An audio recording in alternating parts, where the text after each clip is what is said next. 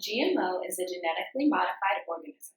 Modification occurs in a laboratory where a scientist inserts DNA from one organism to another. The purpose of creating GMOs is to strengthen the host organism with traits that will aid survival.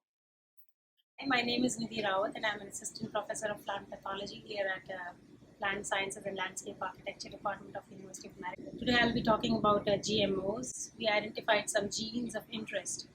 So for example, if you're talking about making something disease resistant, there are a lot of diseases that infect plants and cause severe damage to the plant.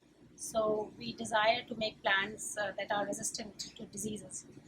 So there are some other traits also that we can target using GMOs. For example, we can increase the productivity of plants, or we can make them more drought tolerant or heat tolerant or frost tolerant, you name it, and we can do it using GMO technology. So there are various steps that are involved in creating GMOs, and first is identifying the genes that we are interested in that can lead to the desirable traits. After we identify a gene, the next step is to transfer that gene into the plant background that interests us.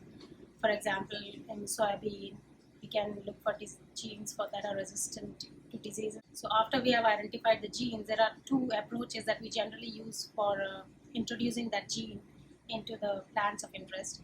So one of the strategies is to just bombard our genes into the plant genomes. So genomes is the entire complex of the entire gene content of plants. So then we take our gene of interest and just using a gene gun, we put our DNA of interest into the plant. And there are other techniques also that's called agrobacterium mediated gene transfer. For that, we use a microbe called Agrobacterium tumefaciens. We used to infect the plant with that.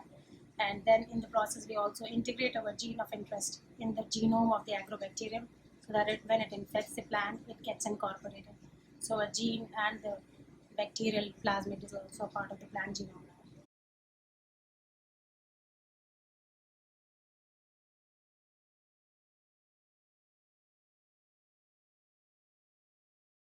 So once we transfer that, we need to check if our plants are actually having the transgene now. It's called a transgene since we got it from somewhere and we transferred it here.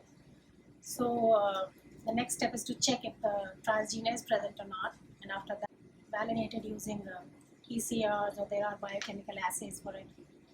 Next step is to assay if the desired trait was actually inherited by the plant. So that's the third stage of preparing transgenic plants. And ultimately, when we have the transgenic, we can see if we are allowed to test it in trials, and then ultimately, if it's acceptable by the public, we can